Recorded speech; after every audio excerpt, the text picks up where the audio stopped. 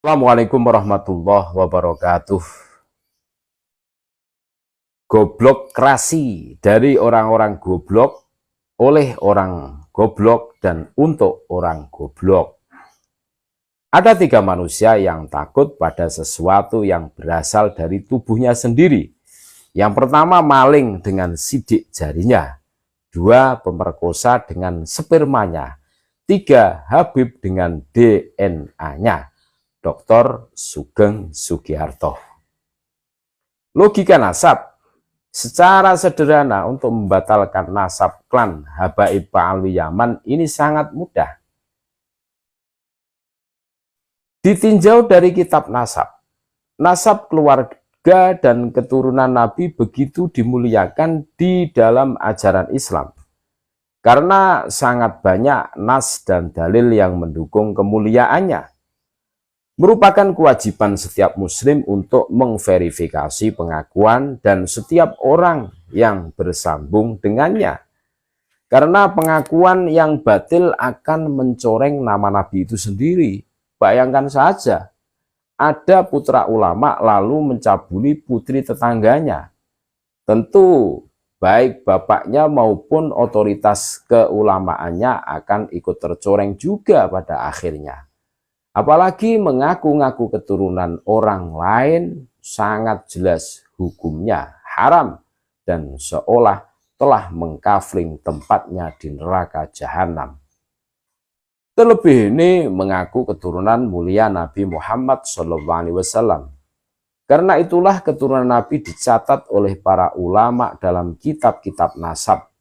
Mereka saling terkonfirmasi dan saling berkesinambungan di dalam pendataan dzurriyyah Nabi SAW. Memiliki lembaga pencatatan di tiap kabilah dan di setiap tempat yang dinamakan nakib yang mengepalai sebuah nakobah. Apabila nasab Alwi tidak tercatat di nakobah manapun dan tidak tercatat di kitab nasab yang diakui, para nakib bahkan terputus selama 550 tahun lamanya, maka tidak perlu yang berbicara seorang nakib atau mufti Yaman. Logika akal sehat seorang awam saja sudah cukup untuk meragukan kebenaran nasab mereka. Ditinjau dari sejarah, rasanya tidak perlu menghadirkan seorang profesor sejarah. Seorang anak yang baru belajar sejarah saja sudah paham bahwa sebuah kesaksian itu paling kuat adalah menghadirkan data primer, yaitu data sezaman yang itu bisa dari data internal dan syukur bila diperkuat oleh data eksternal. Nah, klaim nasab Habaib Alwi ini baru muncul 550 tahun sejak masa Sayyid Ahmad bin Isa yang diklaim sebagai datuknya, di mana beliau konon hijrah ke Basrah, Irak, ke Yaman, dan dimakamkan di Husaisah, Hadramaut, Yaman. Ada beberapa poin yang layak menjadi dasar untuk meragukan. Poin yang pertama, kekosongan data primer yang ada hanya data sekunder yang muncul 5,5 abad kemudian. Ingat, 550 tahun ini bukan waktu yang pendek. Poin kedua, data sekunder tersebut sifatnya internal atau pengakuan sepihak dari klan Alwi sendiri, dan apabila ada data eksternal pun itu hanya dugaan dari orang lain yang kapasitasnya bukan dari nakib atau ahli nasab. Poin ketiga, patut dipertanyakan apakah ada kesaksian dari keturunan tiga putra Sayyid Ahmad bin Isa yang lain, Muhammad, Ali, dan Husain, terkait hijrahnya Sayyid Ahmad bin Isa ke Yaman dan memiliki seorang anak keempat yang ikut hijrah bernama Ubaidillah. Karena Ubaidillah yang ikut hijrah ini sudah dewasa, harusnya semua saudaranya tahu serta dicatat ahli nasab. Mengapa kesaksian dari tiga putra ini penting? Karena merekalah yang tercatat di kitab-kitab nasab secara kuat. Apabila tidak ada kesaksian di atas, maka jelas hijrahnya Sayyid Ahmad bin Isa, dan sosok Ubaidillah adalah fiktif belaka. Poin keempat, ketika ditinjau kesaksian internal Ba'alwi terkait makam Sayyid Ahmad bin Isa, ternyata juga sangat diragukan kebenarannya karena makam itu baru ditemukan di abad 10 Hijriah berdasarkan takwil mimpi. Sungguh menggelikan apabila klaim sejarah hanya dibangun dari ilusi dan mimpi semata. Poin kelima, Datuk-Datuk Ba'alwi disebutkan sebagai seorang imam dan wali-wali kutub besar di zamannya. Tentunya harus terkonfirmasi oleh dunia Islam di zaman itu terkait kebesaran nama dan karyanya. Namun nyatanya cerita itu bak dongengan yang hanya muncul secara sepihak di lingkungan mereka saja. Seperti Al-Faqih Muqaddam yang makomnya melebihi waliullah legendaris Syekh Abdul Qadir Al-Jilani, di mana dia mampu bermi'raj ke langit 70 kali, melebihi Nabi SAW hingga untanya hafal jalan-jalan di langit. Dan cerita semacam ini begitu mudah ditemukan di setiap manaqib datuk mereka, maupun di majelis ceramahnya, demi untuk meyakinkan orang agar percaya serta takut mempertanyakan keabsahan nasab mereka.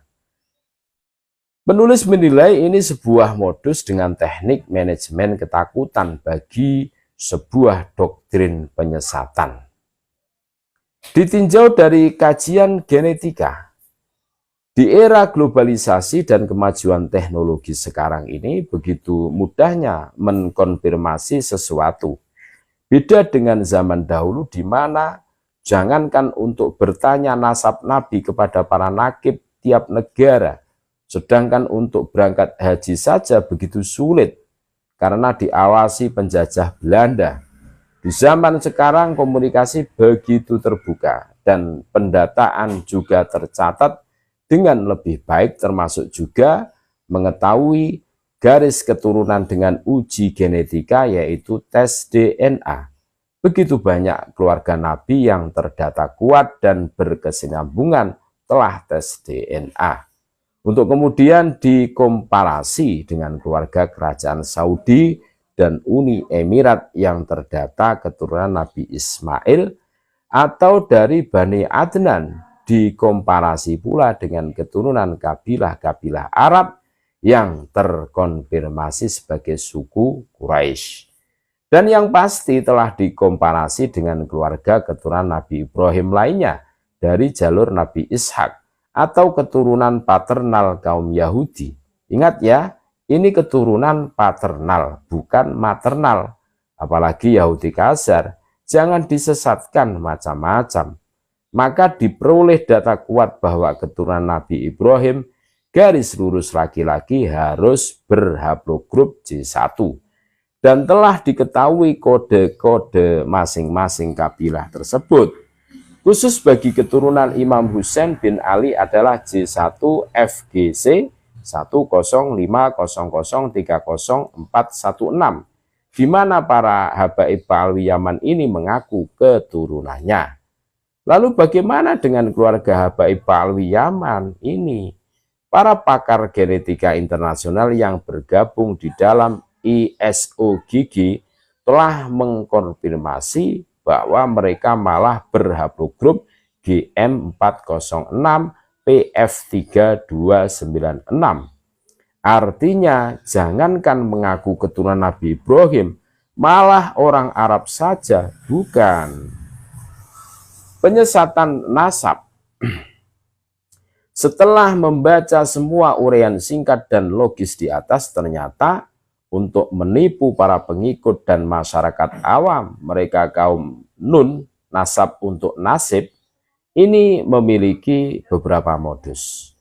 Yang pertama, membangun narasi bahwa nasab mereka adalah yang paling kuat dan tercatat paling rapi, sehingga semua keturunan Nabi harus minta pengesahan dari mereka, seolah menjadi eksekutor nasab orang lain. Mana ada ceritanya nasab Nabi kok diputuskan di sebuah kantor ormas lokal di Jakarta. Yang kedua, mengarang dongeng terkait kehebatan datuk mereka dengan segala karomahnya yang bombastis. Teknik ini untuk mematikan logika akal sehat sehingga orang lain takut untuk bersikap kritis. Yang ketiga, mencampur adukkan antara kealiman seseorang, ketinggian derajat makom kewalian dengan urusan nasab nabi, sehingga datuk mereka yang diglorifikasi sebagai para imam dan wali tersebut adalah pantas bila jadi cucu nabi. Kalau logika ini yang dipakai, maka seluruh imam hadis dan imam madhab termasuk Imam Ghazali, Uwais Al-Qarni, Ibnul Arabi, Syekh Jalaluddin Rumi, dan semua orang alim dan para wali yang bukan durian Nabi, namun lebih masyhur dari semua datuknya Pak Alwi harus jadi cucu Nabi pula. Yang keempat, teknik berdagang yang paling cerdik adalah mendompleng produk yang sudah terkenal. Sehingga Wali Songo yang legendaris penyebar Islam di Nusantara juga diakuinya pula sebagai bagian dari mereka. Tidak cukup itu, Raja, Sultan Nusantara, serta banyak pahlawan nasional juga diakui sebagian dari mereka, dan ini persoalan serius yang harus diberantas secepatnya bila tidak ingin sejarah kita dibelokkan oleh para imigran sesat ini. Yang kelima, membuat banyak majelis pengajian dan sholawatan yang sejatinya hanyalah jualan nasab. Karena mayoritas pengajiannya selalu diakhiri doktrin kemuliaan nasab mereka. Ini teknik mengulang kebohongan agar lama-lama diakui sebagai sebuah kebenaran kaum nun yang membuat majnun majelis nasab untuk nasib. Yang keenam, metode intimidasi untuk kooptasi agar orang percaya keaslian nasab mereka, maka diancam melalui sejumlah intimidasi dengan urutan yang sistematis. Kemuliaan Nabi sebagai kasih Allah yang harus dicintai. Setelah Nabi tiada yang paling mulia kecuali keluarga dan keturunan Nabi. Tidak diterima mengaku mencintai Nabi tapi tidak mencintai keluarganya. Keturunan Nabi adalah manusia mulia yang menjadi kunci surga dan tidak akan dijilat oleh api neraka. Makanya mereka bergelar Habib. Padahal ini gelar jahat sesuai firman Allah pada Quran surah Al-Maidah ayat 18 dan Al-Jumu'ah ayat 6 tentang gelar Habib.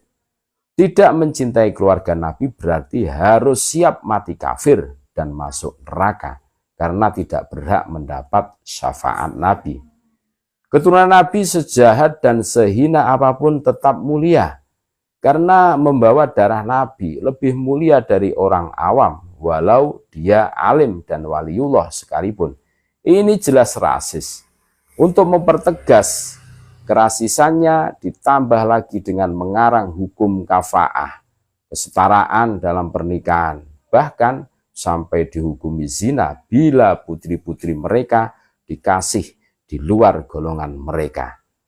Suka memeras dan menjual nasab demi kepentingan ekonomis mereka, baik itu menjual barang remeh-temeh dengan harga mahal, ataupun menjarah aset orang lain melalui berbagai taktik dengan dalih sebagai bukti kecintaan kepada cucu Nabi, sebagai iming-iming dijanjikan akan digantikan oleh Allah dengan berlipat ganda serta syafaat Nabi di akhirat. Dan masih banyak lagi narasi sampah yang bersifat pembodohan lainnya. Kesimpulannya, melihat semua uraian tentang batilnya nasab mereka yang mengaku sebagai keturunan Nabi Shallallahu Alaihi Wasallam dengan segala teknik manipulatif yang bertentangan dengan rasa keadilan dan logika akal sehat adalah sungguh memprihatinkan ketika masih banyak orang yang meyakini dan menelan mentah-mentah semua bualan sampah tersebut. Kaum penipu yang terus melanjutkan penipuannya sejatinya telah menggali lubang kehancuran dan kehinaannya sendiri. Apalagi mereka sangat aktif di berbagai narasi, merendahkan pribumi dan menghina simbol-simbol kebangsaan. Maka penulis memberi kesimpulan bahwa mereka itu sebenarnya anti demokrasi Pancasila yang berbineka tunggal ika, yang selalu bertumpu pada nilai-nilai kemanusiaan dan kesetaraan. Sejatinya mereka sedang membangun goblokrasi, yang artinya dari orang goblok, oleh orang goblok, dan untuk orang goblok. Mari kita selamatkan Nusantara dari gerakan goblokisasi. Terima kasih. Tetap NKRI harga mati. Assalamualaikum warahmatullahi wabarakatuh.